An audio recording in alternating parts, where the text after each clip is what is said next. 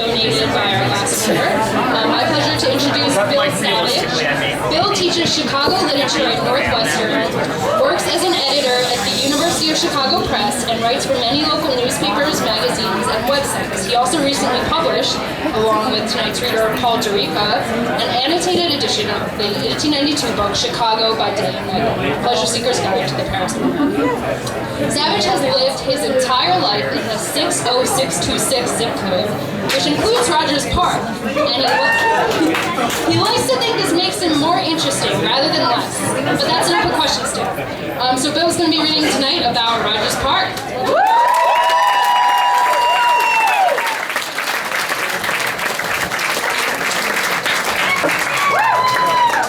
Oh, just wait till you hear it. Anyway, I just want to begin by saying thanks to the audience. You guys are great. That you would put up with the jamming in here, the sort of cattle car thing is fabulous. Also, thanks to Paul and Rachel for organizing this great event. I heard about open books a few years ago. In my Chicago Writers class at Northwestern, I require my students to go out in the actual real world and write something about some real place. And one of my students wrote a great essay about open books, and I had ridden my bike past it a half a block in various directions for years. And since getting to know it, it's a fabulous thing. And if the little children don't know how to read, there'll be no one to charge $250,000 for a college education in a few years. So I'm all in favor of youth literacy. Anyway, my title is Where the Hell is Rogers Park?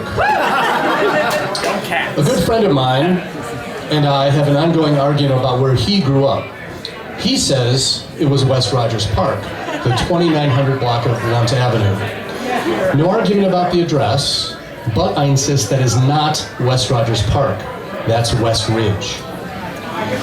He says I should relax and accept common usage. He might have a point. Neighborhood labels are always evolving. Lately, I've had students tell me that they are moving after graduation to Logan. Not Logan Square, mind you, just Logan, which I thought was that guy in the X-Men movies, but whatever. But I believe history should have some force. Czech and Bohemian immigrants no longer dominate Pilsen, but its current residents have not renamed it Michoacan or Guanajuato, or for that matter, Wicker Park South. But our argument, like any argument worth inflicting on an audience, raises more questions than it answers. The first question, what is a neighborhood? Questions of definition always send me to authoritative sources like the Oxford English Dictionary or Mike Royko. The roots of the word neighborhood in reverse order. Hood, a state of being, as in motherhood. Bor, as in borough or town, a densely populated place. And nay, as in nigh or near. So a neighborhood is the state of living in a place nearby other people.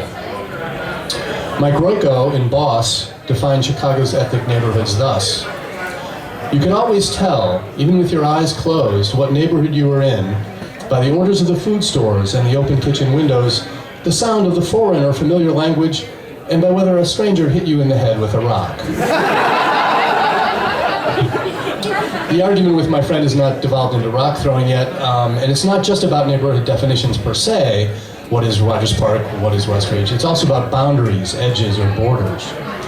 Royko writes that the borders of neighborhoods were the main streets, railroad tracks, branches of the Chicago River, branches of the branches, strips of industry, parks, and anything else that could be glared across. He gets at the essential duality of neighborhood identities with this definition of borders.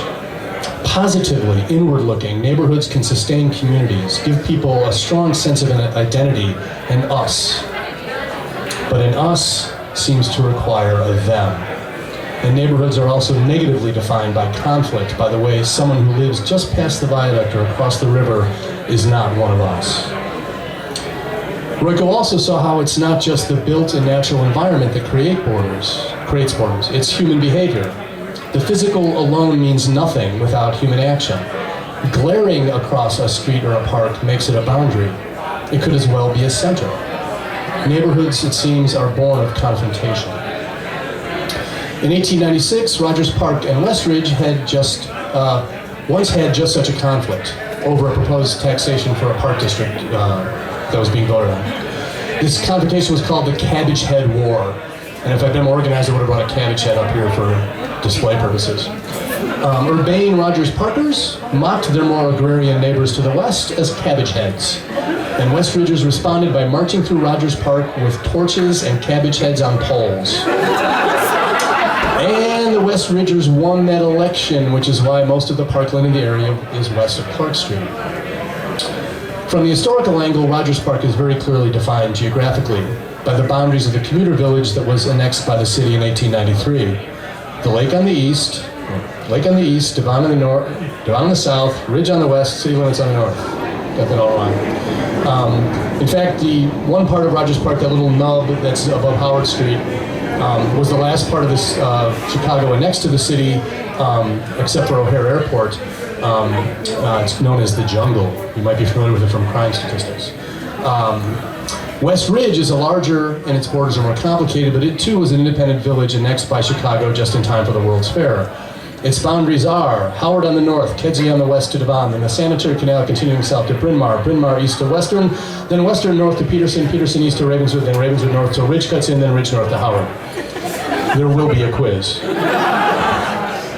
These historical definitions were reinforced when the powers that be, and from Hyde Park, divided the city into official community areas, originally laid out by University of Chicago sociologists who wanted to do longitudinal studies.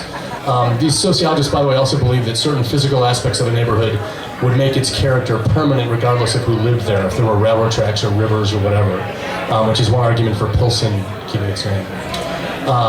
These sociologists could not rely on ward or other political boundaries since they shift every 10 years. Parishes didn't work, even though Chicagoans are very parish-oriented, Catholic Chicagoans anyway, as parishes open and close, as people move in and out of neighborhoods. So these official community areas were designated, and the city has adopted these community area boundaries as official for planning purposes. And they are numbered counterclockwise, starting from the far northeast in the city, which is Rogers Park, community area number 1. West Ridge is number 2. So perhaps West Ridgers just want to be Rogers Parkers so they can be number 1 for once. But there's yet another way of understanding where the hell Rogers Park is, accent on hell, by Chicago Police Department district maps. The 24th District, also known as the Rogers Park District, includes all of Rogers Park and West Ridge, plus the section of Edgewater bounded by Ravenswood, Devon, the Lake, and Peterson.